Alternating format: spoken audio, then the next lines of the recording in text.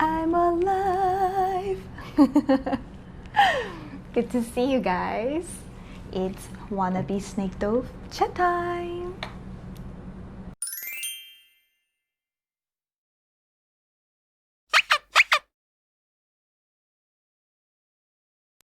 So for the past few months, I've been really trying to make new video and update my channel, and a lot of things happened.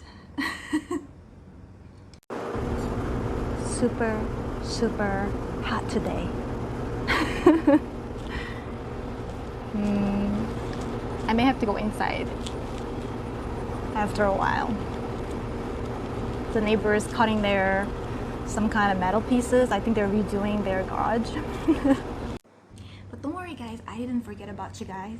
It was just a process of finding out that 2 videos a week is a lot to handle. And after all, it was never my dream to post 2 videos a week. My dream was to post a video until I'm 80 years old. So that's my goal. So I'll definitely upload videos as often as I can. So that has to be the schedule for now. But I'm going to continue as much as I can when I find myself available for filming, and trust me, it's not gonna be like once or 3 months. I just had a lot of things happen, which I will fill you in, but I just wanted to update the changes in the uploading schedule. So it's gonna be as often as possible, but it's not gonna be once a week.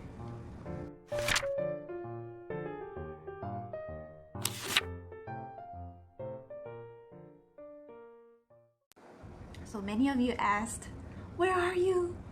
Where is the next video? And I felt so bad because I couldn't explain until it was appropriate time to announce that I am pregnant.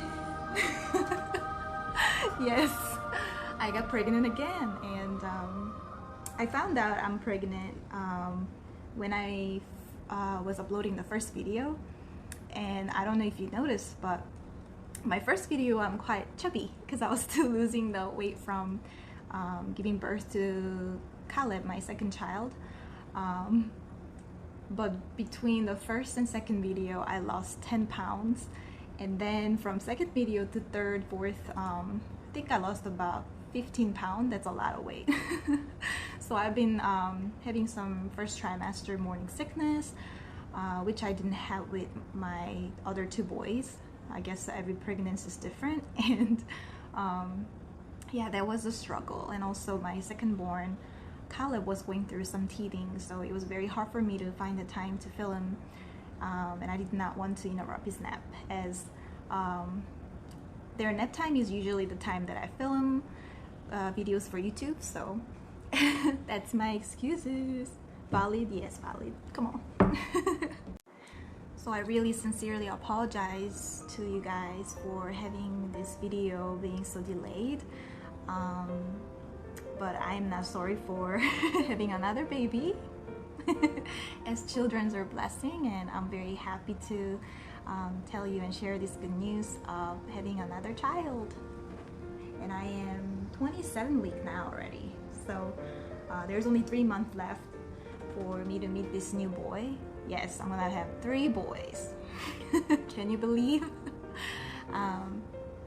So today I wanted to share a different topic, but since it's going to be a little delayed video than I first originally planned to, I'm going to share with you something that I really just wanted to talk to you from my heart.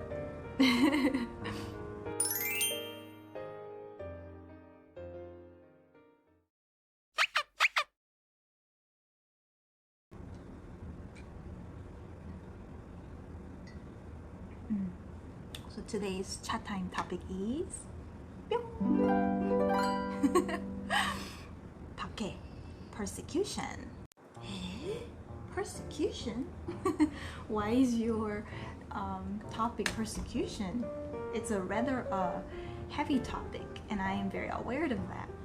But before we begin with anything, I would like to talk to you about the definition of persecution by dictionary. So when I type persecution, it says it's a noun, hostility and ill treatment, especially because of race or political or religious belief. So that is the definition of persecution.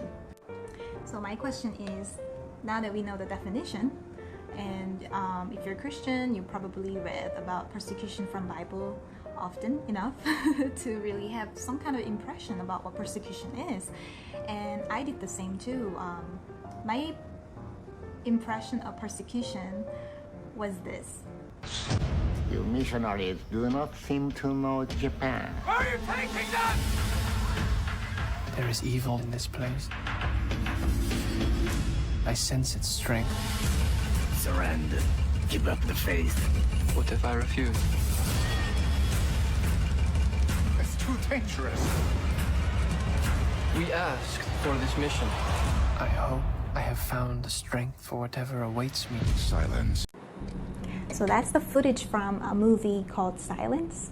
I don't know if you guys have watched it. We recommend it. I watched it with my husband and we thought it was a really good movie. You know, it gets you really thinking about your faith and witnessing to others.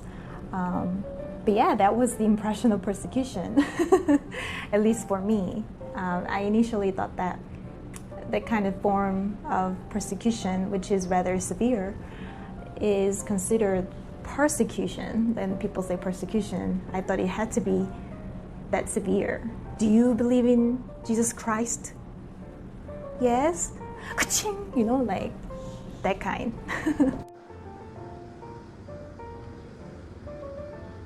So from definition and impression, what you can understand about persecution is that persecution happens when you are trying to live for God's will and others don't see eye to eye with you, or others don't agree with your decision. I don't know if you can see, but in the back, as I'm talking about persecution, my husband is mowing yard. Can you see? I think it's too bright to see. Anyways, I love you, Joseph. You're the best. So I've been Christian since I was 16, and my faith grew a lot over the time, and the more intentional I am to live for God's will, and the more firm I am to build my life to glorify God, I realized that persecution happens more often than I really thought. So grab your tea and I'm about to read to you about a parable that Yeshua shares with a large crowd in my favorite book of the Bible, Luke. Yes, Luke. It's the best book in my opinion. Yes, so grab your tea, listen in, 왕기장차. And when a large crowd was gathering, and those from various towns were traveling to him, he spoke by means of parable. The sower went out to spread his seed as he sowed. Some fell beside the road and was trampled, and the birds of the air ate it up. And other seed fell on rock. When it came up, the seed withered away because it had no moisture. Other seed fell among the thorns, and the thorns grew up with it and choked it. And other seed fell into the good soil, and when it came up, it produced fruit 100-fold. While saying these things, he would call out, "He who has ears to hear, let him hear." Now that's the first part. Isn't it beautiful? But it continues. Now the parable is this. The seed is the word of God. Those beside the road are the ones who have heard. Then the devil comes and takes away the word from their heart, so that they may not believe and be saved. But those on the rocky places are the ones who, when they hear, accept the word with joy, but these have no root. They believe for a reason, and in a time of testing fall away. Now, that which fell into the thorns are those who were hearing, but as they go along the way, they are choked by the cares and riches and pleasure of life, and they do not bear mature fruit. But the seed in the good soil are those with a praiseworthy and good heart, who have heard the word and hold it fast, and bear fruit with patient endurance. Amen. So obviously my dream is to be the good land that holds fast to God's words and bear lots of beautiful fruits.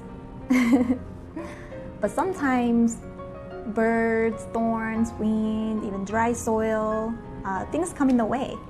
And it makes it very hard for me to hold fast to the good words that is planted in my heart. And that is persecution.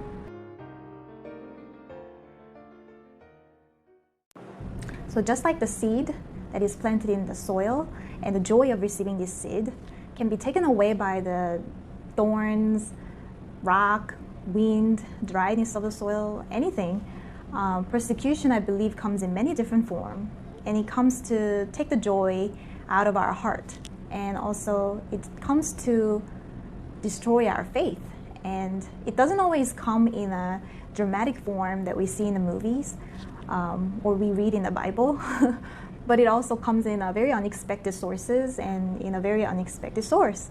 And that's what I want to share with you today, so that we can be pure in our faith, to hold the joy of the good words like a dove, and wise like a snake, to really perform your faith and really be firm in it, and to know how to discern and to hold fast to your faith, and finally bear the good fruit.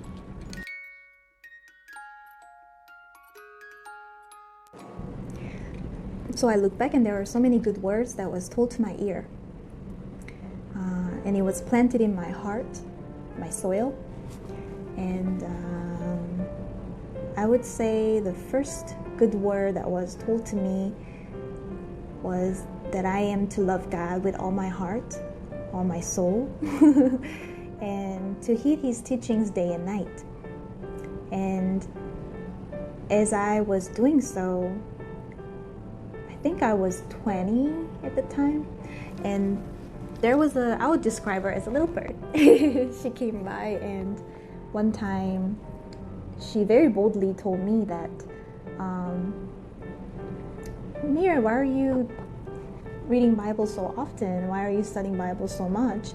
Are you gonna go to divinity school? Are you gonna become a pastor? Or are you gonna pursue a ministry? Otherwise, why are you so eager about learning Bible? You don't have to do that. You know that, right? We're just a believer. And when I heard that, I guess I was very surprised to hear that from a Christian person. And I thought about how some may think of me, or some may have an impression of me, because I wasn't reading Bible and praying day and night to be recognized by others or to impress God. It was more so because if I wasn't doing that, I knew that I would be already going left and right from the path that He has for me. Maybe like her and my situation was different, because I wasn't raised in Christian family and I was one of the first to believe. So for me to continue in my faith every day was to be desperate to do so. If I'm not desperate to keep my faith, and if I'm not desperate to hold on fast, then it was going to be taken away from me anytime. So I had to be very desperate to keep my faith going, and I still am.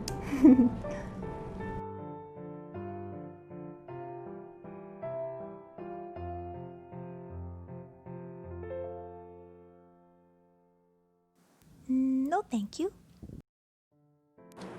So, Joseph and I met for the first time in November 2015, and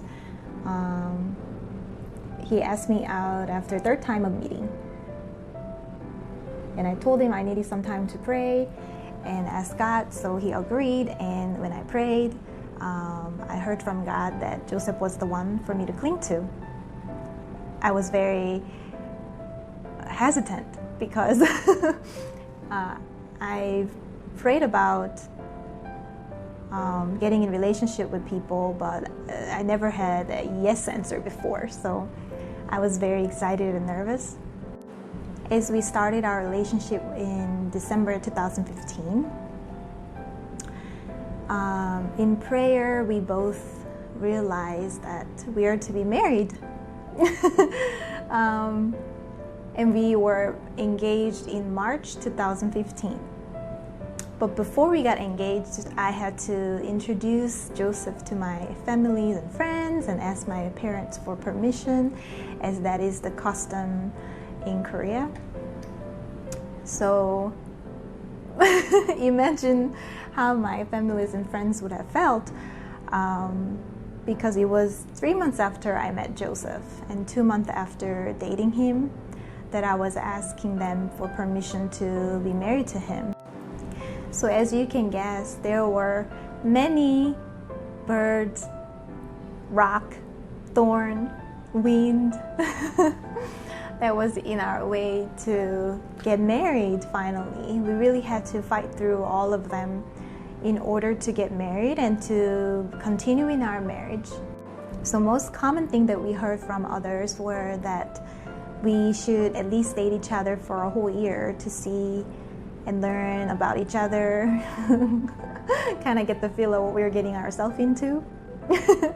And I think the most shocking one was that some were even ready to hear that we were divorced after a few years, or immediately after we got married. But the good word of God was planted in our heart, and for others it was 3 months of knowing each other, but for us it was a lifetime of waiting and anticipating to find someone like each other. And we were not afraid. We were only afraid not going in the path that he prepared for us. And we recently celebrated 4th year of our marriage. And we have still no regrets, and as God has never disappointed us, we're just really happy to be married and to have each other as we were when we first met.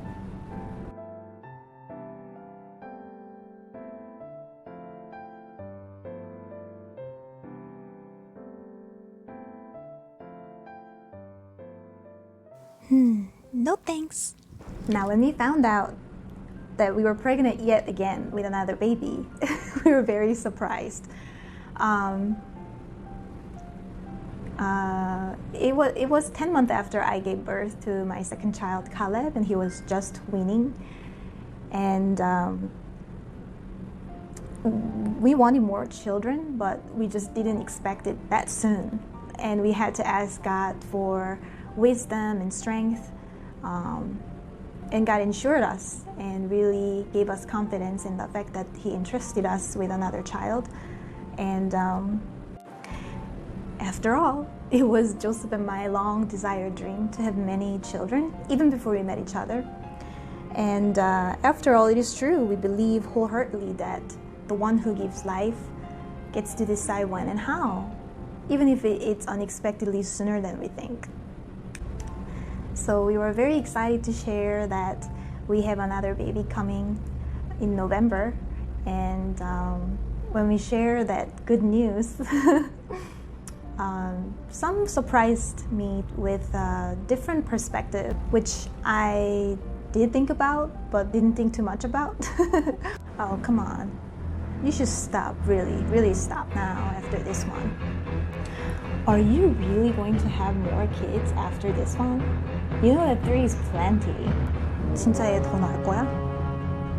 색도 많아. 어떻게 감당하려고 그래? Well, are you surprised or are you not? But these were some people's reaction to my third treasure.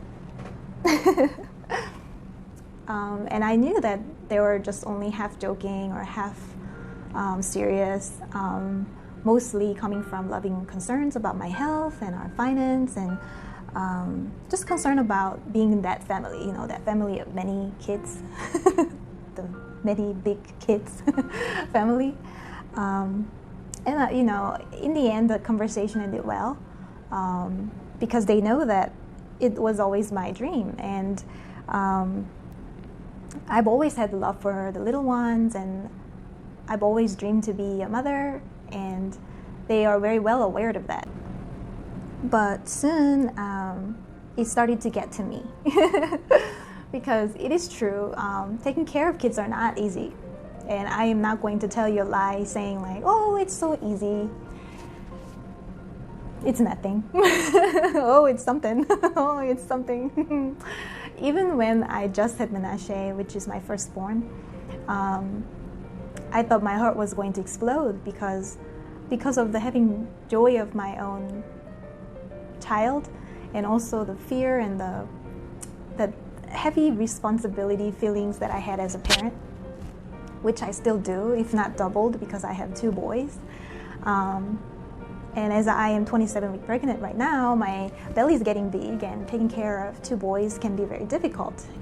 But these are some facts that I learned about having children. Children are a blessing. There's no other way of describing them. I've never had such adorable blessing from God, and just a way that I can love them and the way that I can receive love from them. It's just so unexpectedly special. And although it is true that rapidly getting pregnant like I have been last 4 years, it can be very strenuous and harsh for a woman's body. But to be honest, I am probably the healthiest I've ever been.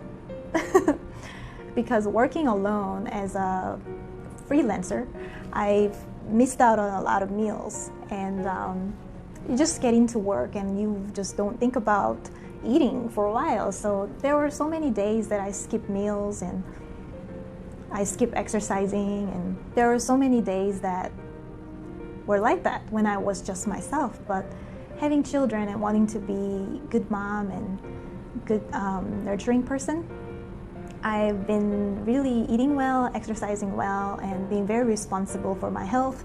And it turns out I am the healthiest I've ever been. And it is also true that raising children can be expensive and it can demand a lot of resources. But really just telling you honestly, we have not lacked any needs for the past 4 years as we doubled in size and even more. And we were blessed more than what we needed. And Joseph and I often talk about how surprising it was for us to find out that how much the children help us be more accountable for our faith, how we speak, how we act, how we believe, and how we live our lives before God. They really are the little eyes and ears and the little heart and little body walking around in our house, making sure that we are being the light of the world.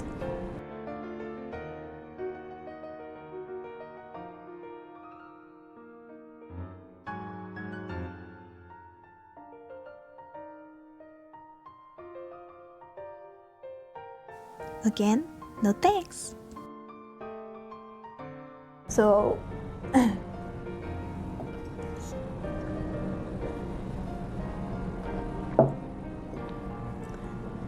So this is what I wanted to tell you from my heart through this video.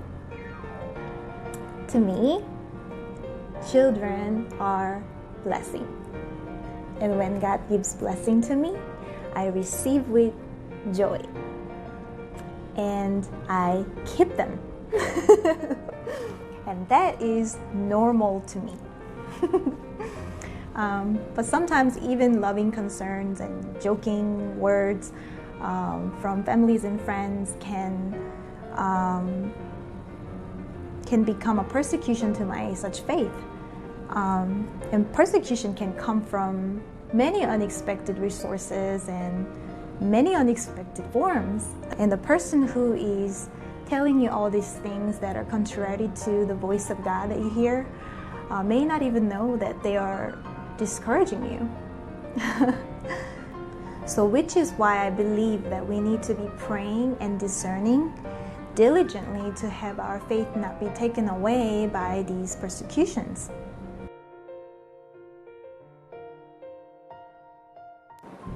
So remember this, guys. Making you reject Yeshua is not the only method of persecution. Making you feel abnormal for being normal. Making you feel discouraged to seek good. It all can be a perfect form of persecution. So this is what I really wanted to tell you through this time.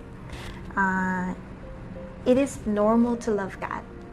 And it is normal to take joy in His blessings. And it is normal to believe in Him and seek in Him the strength, provision, and wisdom that you need to carry on in your life. And it is normal not to know what tomorrow will bring and not to worry about that, because God loves you and He knows it all for you. And you have nothing to worry about. Now, that is normal. And that is pure. And that is wise. And wait a second, that is being snake-toed.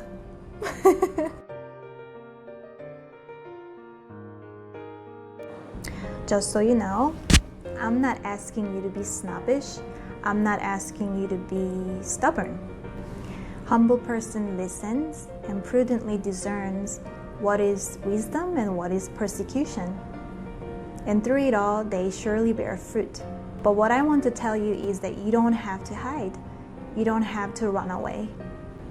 When the fruit comes, they will know the tree and the soil. So that is all for today's chat time. I hope you enjoyed it as much as I did. Until next chat time brings us together. Bye!